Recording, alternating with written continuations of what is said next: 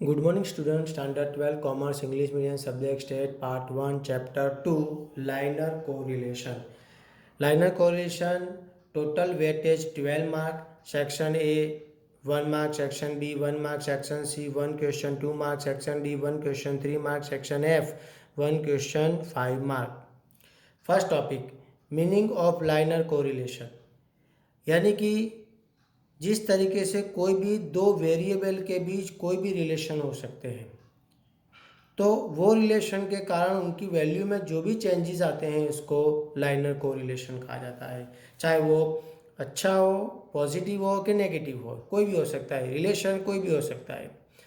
जिस तरीके से अभी कोरोना वायरस के कारण सभी चीज़ वस्तुओं के प्राइस में इंक्रीज देखा जा रहा है, तो इन दोनों के बीच भी रिलेशन है कि कोरोना वायरस बढ़ने से चीज़ वस्तुओं के भाव में चीज़ वस्तुओं के प्राइस भी बढ़ रही है, तो इन दोनों के बीच भी रिलेशन ही हुआ, तो इस रिलेशन को लाइनर कोरिलेशन कहा जाता है।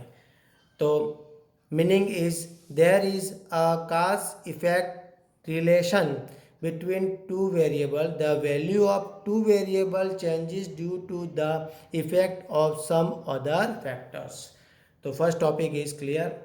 Second topic method of studying correlation. तो कोरिलेशन के बारे में आपको यहाँ पे पढ़ना है। तो there are 3 types of correlation method. तो 3 टाइप्स की कोरिलेशन मेथड है। आज उसमें से आप Karl Pearson product moving method के बारे में पढ़ना है।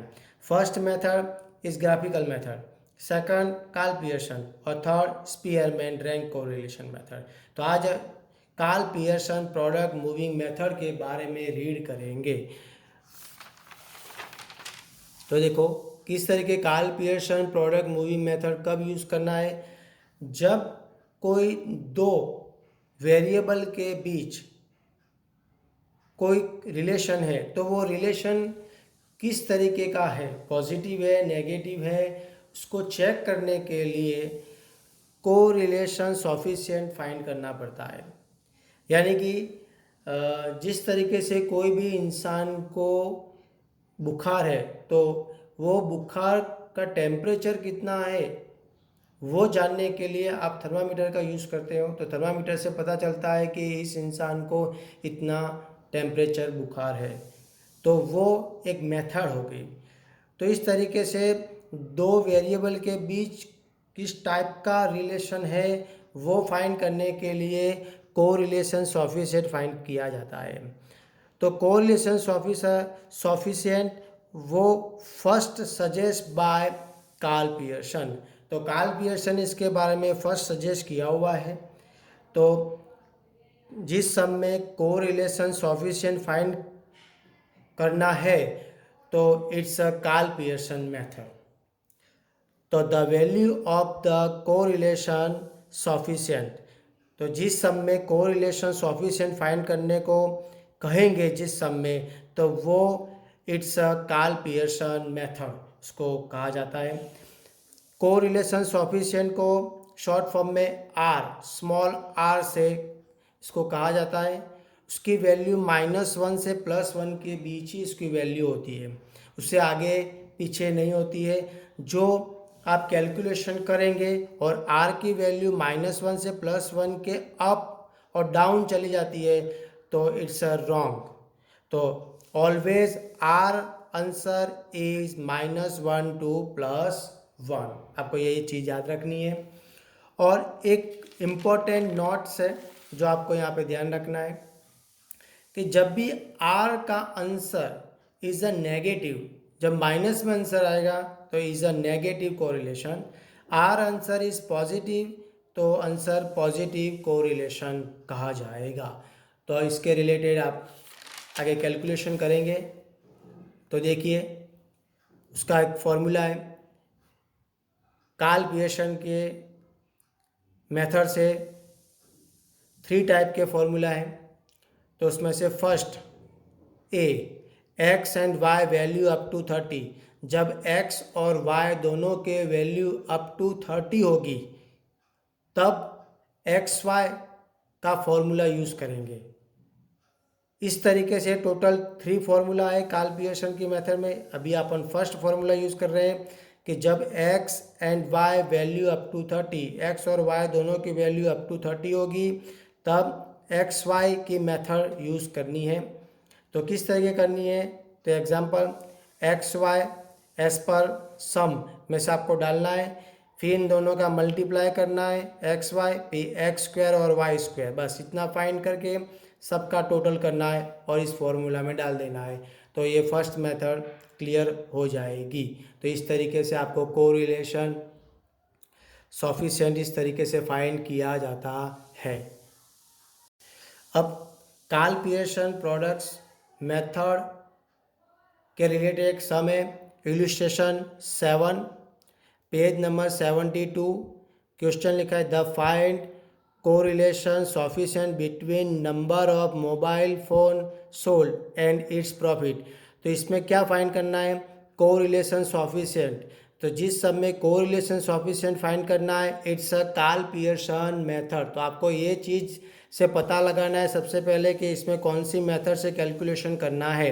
तो correlation coefficient it's a Karl Pearson method, तो कार्ल पियर्सन मेथड इसमें यूज़ होगी।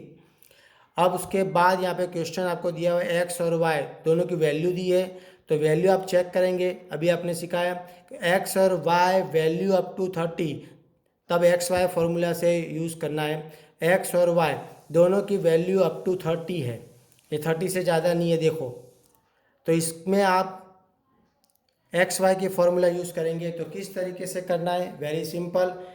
आंसर किस तरीके से निकालना है, एक्स और वाई जो सब में दिया है वो पहले लिख देंगे यहाँ पे इस तरीके से, फिर इन दोनों का मल्टीप्लिकेशन करना है, यानी एक्स वाई करना है, दोनों का मल्टीप्लिकेशन करेंगे।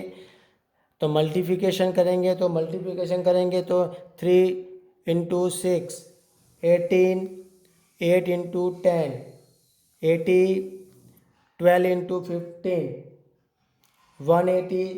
इस तरीके से आपको इन दोनों का मल्टीप्लिकेशन करना है और मल्टीप्लिकेशन करने के बाद इसका टोटल लास्ट में करेंगे। तो इन दोनों का मल्टीप्लिकेशन हो गया। अब उसके बाद एक्स स्क्वायर फाइंड करना है, यानी एक्स का स्क्वायर करना है। तो 3 3 जा 9, 8 4 जा 8 8 8 जा 64, 12 12 जा 144। इस तरीके से आपको इनके स्क्वायर वैल्यू करनी है। फिर वाई स्क्वायर करना है, तो 6 6 जा 36, 10 10 जा 100, 15 15 इज अ 2 2 5, 10 10 जा 100, 81 और 64। इस तरीके से आपको कैलकुलेशन करना है, यानी कि एक्स वाई वैल्यू आपको सब में दिए, इन दोनों का मल्टीप्लिकेशन पे एक्स स्क्वायर और वाई स्क्वायर। इतना फाइंड करने के बाद इन सब का आपको टोटल करना है। तो इसका सिग्मा एक्स इनका इसका total 40, sigma Y 58, sigma x Y 431, sigma x square 316, sigma Y square 606।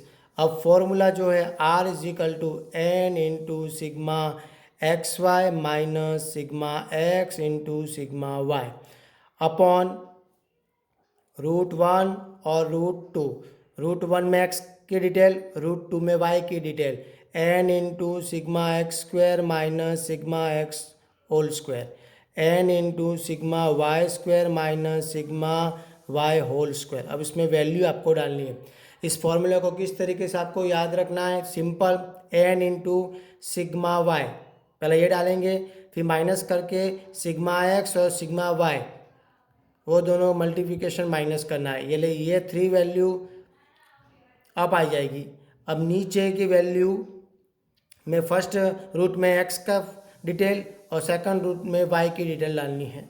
तो किस तरीके से डालनी है, तो n into sigma x square minus whole raise to sigma x square, n into sigma Y square minus whole raise to Y square. इस तरीके से आपको याद रखना है। अब इसमें डिटेल डालनी है आपको।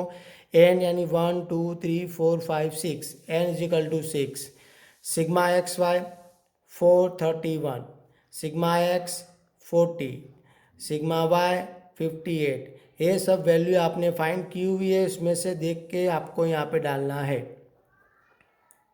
n is equal to 6, sigma x square 316 minus sigma whole raise to sigma x square, यानी ब्रैकेट में वैल्यू कितनी है, सिग्मा एक्स है तो सिग्मा एक्स की वैल्यू डालनी है, यानी 40 का square 6 into sigma Y square 606 minus bracket में क्या है सिग्मा वाई, तो सिग्मा वाई डालना है, यानी 58 का स्क्वायर। अब आगे कैलकुलेशन ही आपको करना है, इन दोनों का मल्टीप्लिकेशन 2586 माइनस इन दोनों का मल्टीप्लिकेशन 2320। अब आगे कंटिन्यू करेंगे। अब इन दोनों का मल्टीप्लिकेशन 1896 माइनस इसका स्क्वायर करेंगे 1600, इन दोनों का मल्टीप्लिकेशन 3636 माइनस इसका स्क्वायर 3364। आगे कंटिन्यू, इसमें से ये वैल्यू माइनस करेंगे 266, उसके बाद इसमें से ये वैल्यू बात करेंगे तो 296, इसमें से ये वैल्यू बात करेंगे 272। अब आगे कंटिन्यू 266। अब इन दोनों वैल्यू का मल्टीप्लिकेशन करना है आपको, वो भी रूट में ही डालना है 80512। डायरेक्ट भी कर सकते हैं, दोनों का रूट अलग अलग, उससे बेटर है इन दोनों का पहले मल्टीप्लिकेशन करो फिर जो वैल्यू है उसका रूट करो। अब आगे कंटिन्यू करेंगे यहाँ पे 266। अब जो मल्टीप्लिकेशन किया है उसका रूट कीजिए तो 283.75। अब डिवाइड करोगे तो आर वैल्यू, आर का आंसर 0.94। तो इस तरीके से आपको ये कैलकुलेशन करना है। तो आर की वैल्यू प्लस में है, एज अ पॉजिटिव कोरिलेशन कहा जाता है। तो इस तरीके से आपको ये कैलकुलेशन करना है। अब आगे कंटिन्यू शॉर्ट सम्स के रिलेटेड है, इल्यूस्ट्रेशन 15 पेज नंबर 82। अब इसमें डायरेक्ट इन्फॉर्मेशन दी हुई है, n is equal to 6, sigma x is equal to 58, sigma y is equal to 40, sigma x Y is equal to 431, sigma x square is equal to 606, sigma Y square is equal to 316, और नीचे लिखा है find the correlation coefficient between x and y, यानी कि correlation coefficient એટલે कि Karl Pearson method. तो Karl Pearson method में फॉर्मूला का यूज़ करना है, वेरी सिंपल। तो ये डायरेक्ट इन्फॉर्मेशन, डायरेक्ट टोटल दिया हुआ है सबका, जस्ट फार्मूला में डालना है। तो फार्मूला आपको पता है यही आएगा, तो इस फार्मूला में आपको वैल्यू डालनी है। तो n इज इक्वल टू 6 दिया हुआ है, sigma x Y is equal to 431 minus sigma X कितना है 58 into sigma Y 40 upon 2 root करेंगे पहले, उसके बाद उसकी वैल्यू डालनी है। n is equal to 6 sigma x square 606 minus bracket पहले करना है, ब्रैकेट में सिग्मा एक्स है तो सिग्मा एक्स 58 उसका square 6 sigma Y square 316 minus bracket में सिग्मा वाई की वैल्यू कितनी है 40, तो 40 का स्क्वायर। अब आगे कैलकुलेशन करना है, इन दोनों का मल्टीप्लिकेशन 2586 माइनस इन दोनों का मल्टीप्लिकेशन 2320। अब आगे 2 रूट करने हैं, फर्स्ट रूट में इन दोनों का मल्टीप्लिकेशन 3636 माइनस इसका स्क्वायर करेंगे तो 3364, इन दोनों का मल्टीप्लिकेशन आप करोगे तो 1896 माइनस इसका स्क्वायर 1600, ऊपर का वैल्यू आंसर 266 माइनस किया, इस वैल्यू में से इस वैल्यू माइनस करेंगे 266 आएगा। अब नीचे 2 रूट करना है, तो फर्स्ट रूट में डिफरेंस की वैल्यू 272 और इसमें डिफरेंस की वैल्यू 296। अब आगे कंटिन्यू, ऊपर 266, अब नीचे रूट करके इन दोनों का मल्टीप्लिकेशन कॉमन कर देंगे 80512, अब उसके बाद आगे कंटिन्यू करना है, तो उसका रूट की वैल्यू, उसका रूट निकालेंगे 283.74 और उसके बाद इसको डिवाइड करेंगे तो आर वैल्यू इज़ 0.94। तो इस तरीके से आपको आंसर क्रिएट करना है। तो वेरी सिंपल। तो आगे जो सम अभी अपन ने किए उसमें ये शॉर्ट सम थे, और आगे जो भी किए वो बिग सम है, जो 5 मार्क के क्वेश्चन में आते हैं, ये 3 मार्क के क्वेश्चन में आते हैं, 2 मार्क के क्वेश्चन में भी आ सकते हैं। तो इस तरीके से ये एक्स वाई की कार्ल पियर्सन की मेथड इज़ क्लियर। उसके रिलेटेड ये होमवर्क है, इलस्ट्रेशन 7, 8, 15, एक्सरसाइज 2.2 में 4, 5, 6, 14 में सेकंड नंबर का क्वेश्चन, सेक्शन डी में 11। तो इस तरीके से आपको होमवर्क करना है। Best of luck student.